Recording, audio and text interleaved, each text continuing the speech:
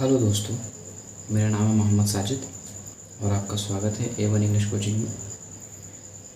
तो हम सीखेंगे आज से स्पीकिंग, इंग्लिश स्पीकिंग। ठीक, अगर आपको इंग्लिश बोलना सीखना है तो सबसे पहले आपको टेंस सीखना पड़ेंगे कि टेंस क्या होते हैं। ठीक, तो अगर आपने टेंस अच्छे से सीख लिए तो समझिए आपको आधी इंग्लिश तो आ ही जाएगी। तो चलिए शुरू करते हैं। ठीक, तो पहले देखते हैं टेंस। टेंस होते क्या हैं। टेंस आप वैसे हिंदी में इसको काल कहते हैं। ठीक, आप साधारण भाषा में आप ये समझ लीजिए इसके समय। ठीक, कि टेंस को एक समय कहते हैं। ठीक, जैसे समय 3 प्रकार से चलता है, जैसे कि प्रेजेंट, पास्ट में और फ्यूचर में। ठीक है, मतलब प्रेजेंट अभी जो चल रहा है वो, एक पास्ट जो बीत चुका है वो, और एक फ्यूचर जो आने वाला है। ठीक है, तो ये समय हो गया, मतलब टेंस हो गया। तो प्रेजेंट टेंस, पास्ट टेंस और फ्यूचर टेंस। ठीक, तो टेंस 3 प्रकार के होते हैं, प्रेजेंट, पास्ट एंड फ्यूचर। ठीक, क्या होता है कि ये खुद 4 प्रकार के होते हैं। कौन कौन से? Present indefinite, present continuous, present perfect और प्रेजेंट परफेक्ट कॉन्टिन्यूअस। ठीक, इसी तरह से पास्ट के भी होते हैं, past indefinite, past continuous, past perfect और पास्ट परफेक्ट कॉन्टिन्यूअस। इसी तरह से फ्यूचर के भी होते हैं, future indefinite, future continuous, future perfect और फ्यूचर परफेक्ट कॉन्टिन्यूअस। ठीक, ये तो बात हो गई टेंस। ये 4 जो हैं ये खुद 4 प्रकार के होते हैं। कौन कौन से? Affirmative sentence, negative sentence, interrogative sentence. ठीक, और question word plus interrogative sentence. ठीक है, ये भी 4 प्रकार के होते हैं। तो हम शुरुआत करते हैं कहाँ से? प्रेजेंट इंडेफिनिट से। कहाँ से? प्रेजेंट इंडेफिनिट से। तो चलिए सबसे पहले हम पढ़ते हैं प्रेजेंट इंडेफिनिट टेंस। ठीक है, तो देखिए कोई भी काम हुआ, कुछ भी हुआ, तो उसको करने के लिए हमें पता होना चाहिए कि इसको हमें करना कैसे है। ठीक, तो जैसे कि प्रेजेंट इंडेफिनिट टेंस है तो हमें पता होना चाहिए कि हम सेंटेंस को देखकर पहचानेंगे कैसे कि ये प्रेजेंट इंडेफिनिट का ही टेंस है। ठीक है, तो सबसे पहले इसकी पहचान देख लेते हैं कि हम इसे पहचानेंगे कैसे। ठीक, पहचान जिसको हम इंग्लिश में आइडेंटिटी कहते हैं। ठीक है, तो जिन हिंदी वाले वाक्यों के अंत में ता है, ती है, ते है आदि शब्द आते हैं उन्हें प्रेजेंट इंडेफिनिट टेंस कहते हैं। ठीक, मतलब अगर हिंदी वाले वाक्य के लास्ट में ता है, ती है, ते है आदि शब्द आते हैं तो वो प्रेजेंट इंडेफिनिट टेंस कहलाता है। ठीक, अब सवाल ये उठता है कि हमने टेंस पहचान लिया कि ये प्रेजेंट इंडेफिनिट का टेंस है। ठीक, तो अब सवाल ये उठता है कि हम इसे बनाएंगे कैसे। ठीक है, इसे हम कैसे बनाएंगे? तो उसके लिए एक छोटा सा फॉर्मूला होता है, जैसे कि सबसे पहले पढ़ेंगे हम अफर्मेटिव। ठीक है, अफर्मेटिव में क्या होता है?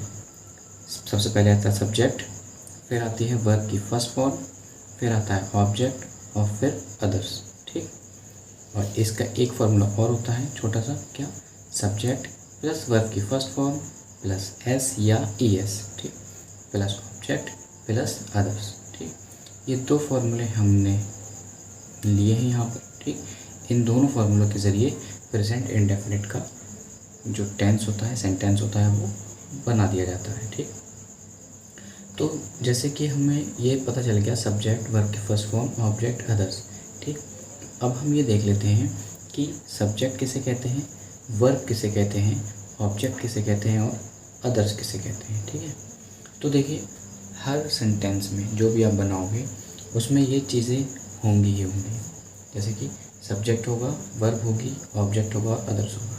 तो अब ये देख लेते हैं कि सब्जेक्ट किसे कहते हैं, वर्ब किसे कहते हैं और ऑब्जेक्ट किसे कहते हैं, अदर्स किसे कहते हैं। ठीक है, अगर सेंटेंस में कोई भी कार्य होता है, कोई भी कार्य होता है, ज़ाहिर सी बात है हर सेंटेंस में कोई ना कोई कार्य तो हो रहा होगा, है ना?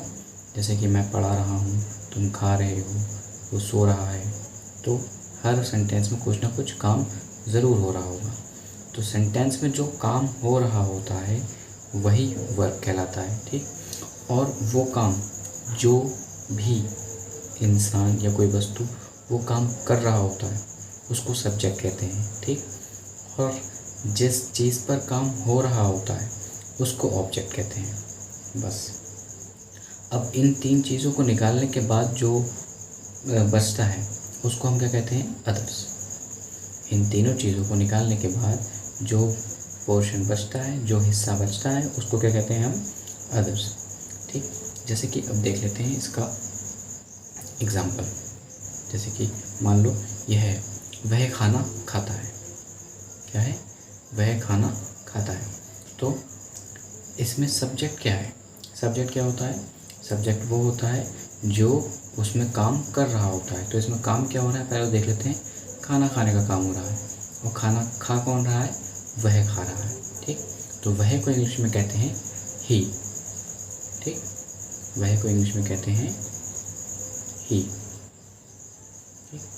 अब सब्जेक्ट हो गया, फिर आई थी वर्ब की फर्स्ट फॉर्म। तो वर्ब क्या है इसमें, खाना, ठीक। खाना खाना, खाना खाने को इंग्लिश में क्या कहते हैं, ईट, ही ईट।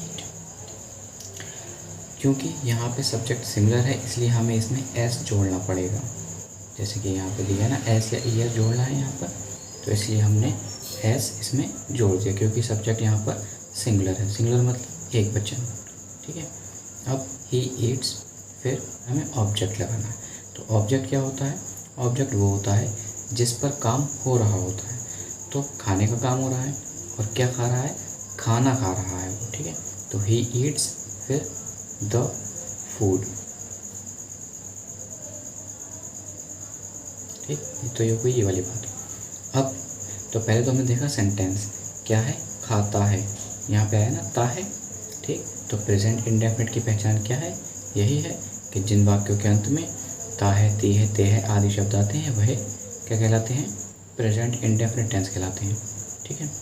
तो अब देख लेते हैं इस सेंटेंस को कैसे। वह मेरे साथ खाना खाता है, तो वह का आ गया ही, जैसे कि अभी बनाया था, ठीक। अब ही ईट्स, ठीक है, जैसे ये सेम वैसे ही बनेगा, बस इसमें क्या है, अदर्स आ जाएगा बाद में। ही ईट्स द फूड, ठीक है। इसमें क्या है, वह मेरे साथ खाना खाता है। तो पहले सब्जेक्ट आएगा, सब्जेक्ट आ गया, ठीक है। फिर वर्ब की फर्स्ट फॉर्म आएगी, ईट आ गया, ठीक। सब्जेक्ट सिंगुलर था इसलिए हमने एस लगा दिया, ठीक।